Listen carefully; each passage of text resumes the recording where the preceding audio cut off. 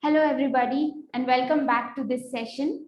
It's my privilege to introduce to you the artist for this session, Sukanya Deb. Sukanya is a curator based in Gurgaon. She has earlier interned at the Nazar Foundation and at Gallery Ski in Delhi and also at the Cube in London. And she's currently working with the Foundation for Indian Contemporary Art, that is FICA, in Delhi. This grant has enabled Sukanya to create hypertext poetry fiction based on an exploration of the place of pornography and erotic imagery in India from past to contemporary times. Over to you, Sukanya. Hi, thank you, Samana, and thank you so much, IFA, for this wonderful opportunity. I'd just like to play a small video before we get into speaking more. And yeah, I'll just do.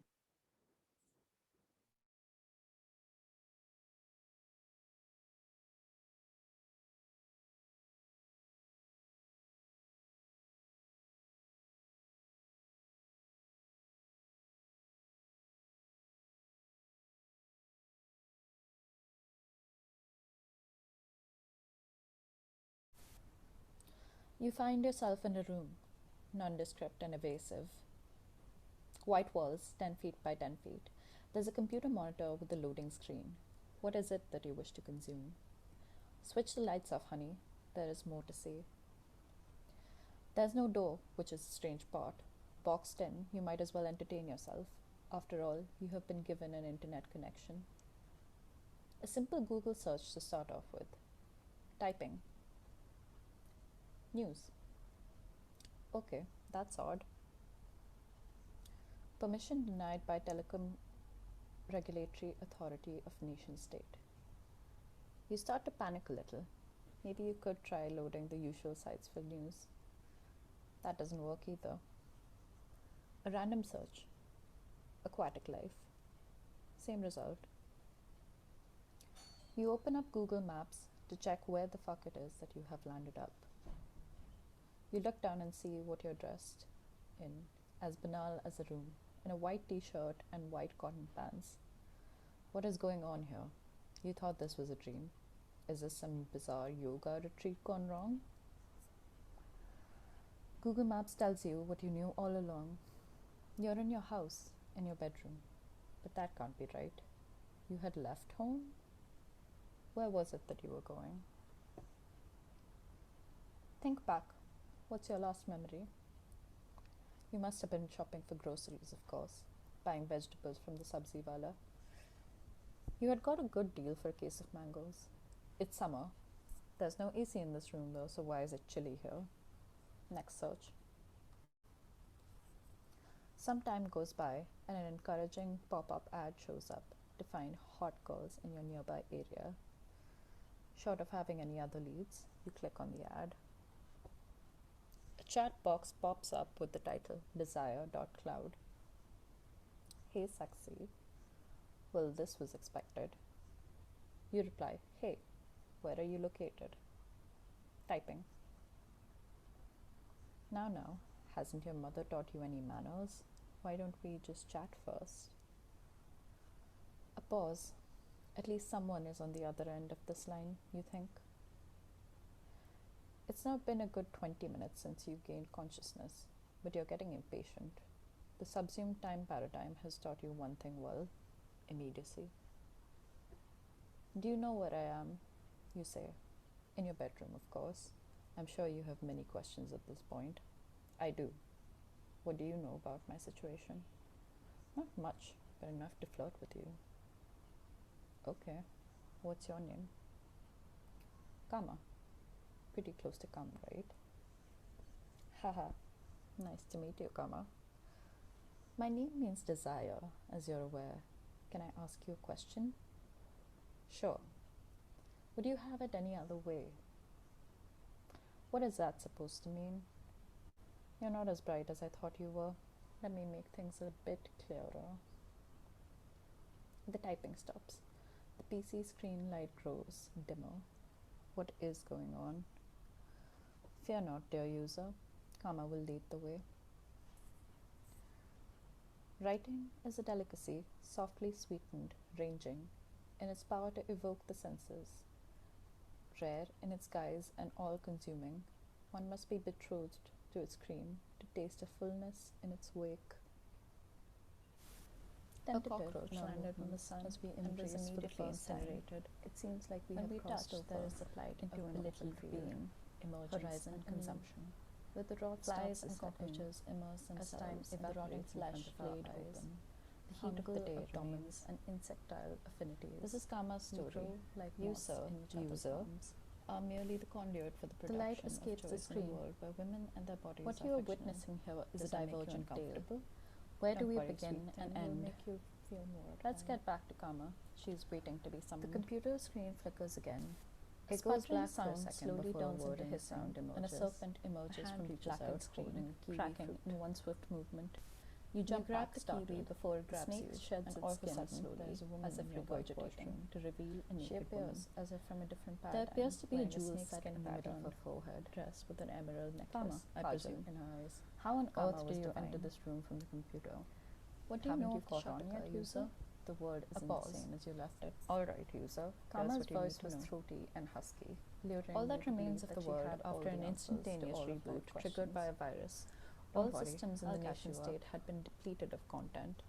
All that remained accessible in the dark or light web was writing soft words in her mind, rewriting. The members of parliament had made sure of this after their attempts at watching porn on their phones during the recent winter session at Parliament, coloured as a beetroot. Now the nation state was in a content blackout, one that had been predicted but not quite in this fashion. His promise, in age away, came as a surprise as the Telecom Regulatory Authority of the nation state, bewildered by the sight of a Nagin chatbot, you had forgotten to ask a few key questions about her appearance. As it had been, let that be. Had been erased in one swift motion where the digital world was depleted. Do they?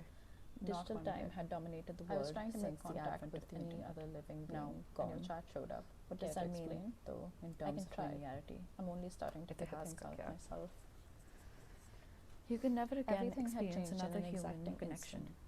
It's unfortunate that personal computer and private consciousness had the same acronym, for they had been subsumed by a data prevented a lot of space. So in a sense, it's as if space a virus had been run across all digital systems. You are living in your individual timeline state without the presence what remained was a tenuous connection all to the web, as dark or light, to pornography and forged. So what are you doing here? Intimacy. Oh, user.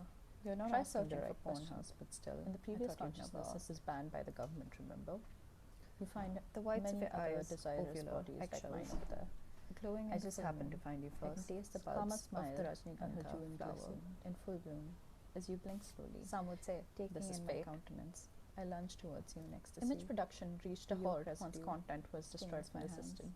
We went back a couple of decades, and as it turned out, as you follow the story of Kama and graphic user interface was an untenable virus for all these years. It was creating the world around us without us even realizing. They seemed fond of iPhones, though, in the way that she raised her arms and legs. She seemed bored and waiting to start with conversation. The nation-state systems pipeline are choked from the content. I have a plan. It's only ended up destroying itself. I just need to do one thing for me, though. I need you to recite yearning back for a night. Only 2 days passed. We were wrapped around each other's fingertips. Aching presences, soft eye contact. With the concept of linear time, fate had quietly never been quite applied because of the nature of humanity. Lost your feeling. Humans intermingled, lost lives, fell in love, tripped over surfaces, all at random. Now with the ghost that you are witness to are parts of the modern Chandaka. There was no pulls together the final touches pieces to expand the directional or the multipliers. Insert yourself in, translating to their only being individuals since you have been paired no longer tethered to the complexities of desire.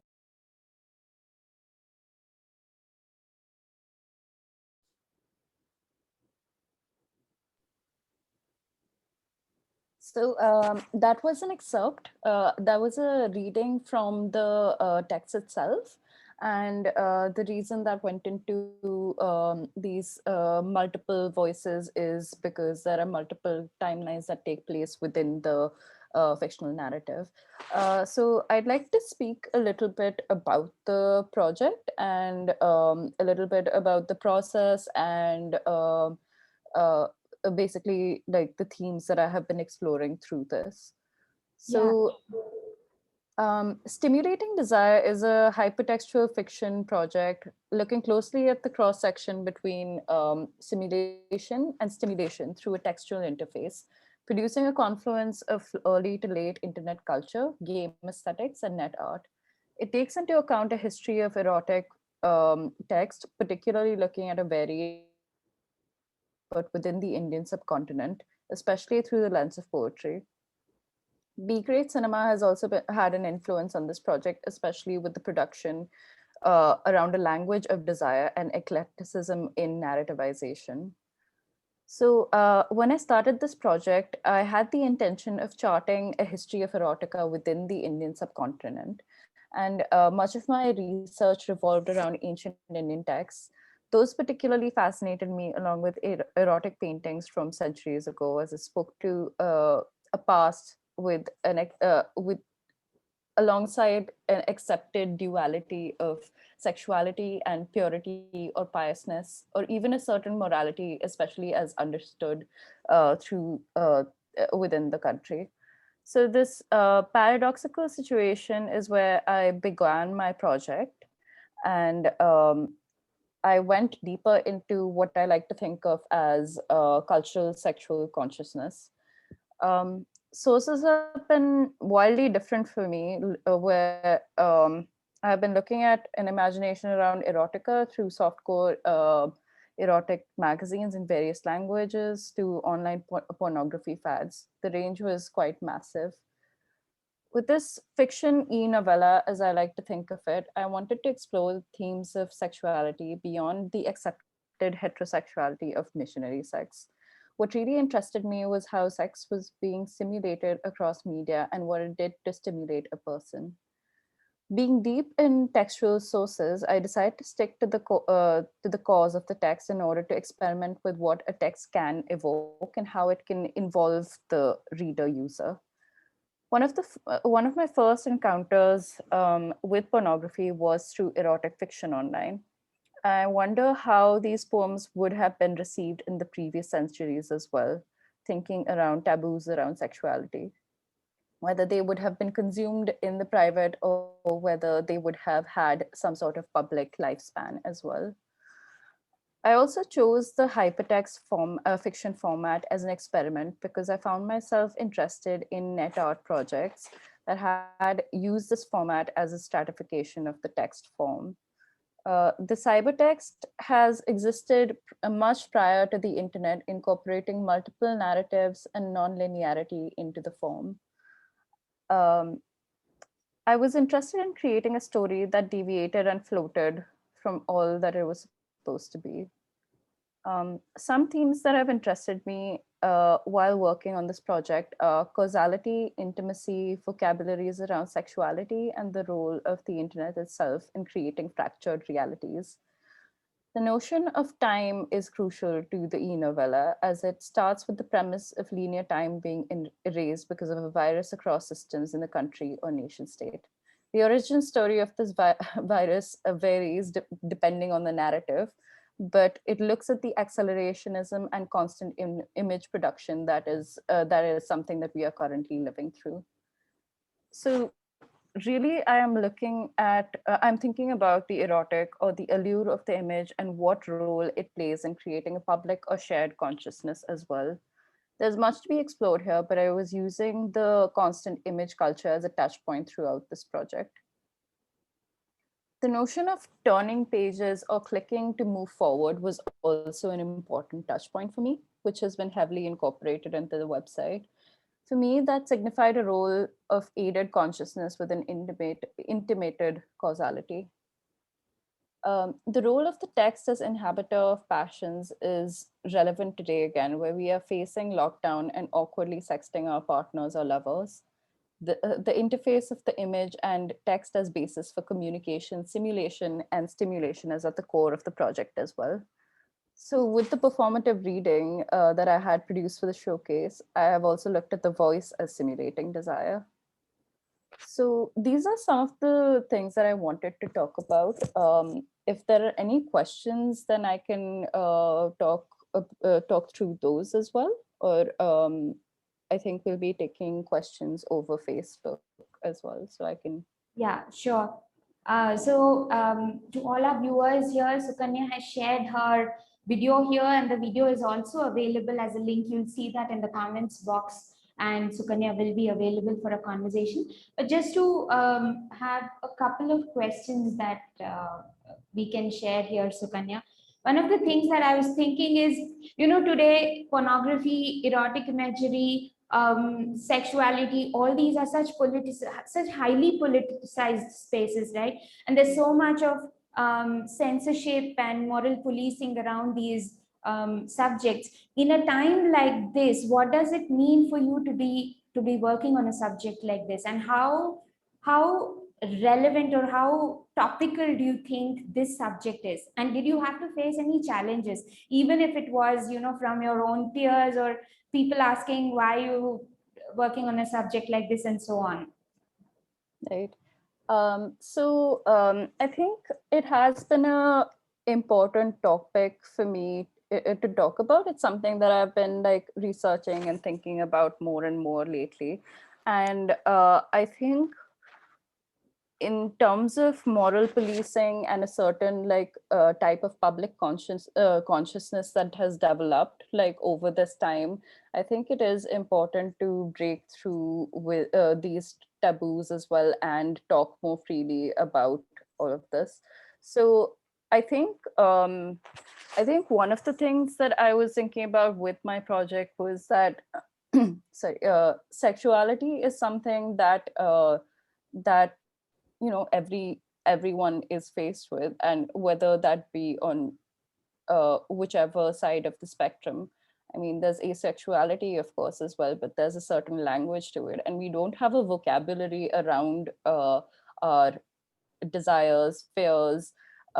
Relationships are also looked at within like a very stereotypical kind of heterosexual lens as well. Like we've barely just passed. I mean, it's only been a few years that we've passed the Homosexuality Act within India as well. So I think it does become important to speak about it and to reach a level of comfort in order to develop a certain language around it, a language that is conscious at the same time as um, not um, not taking on any form of aggression, but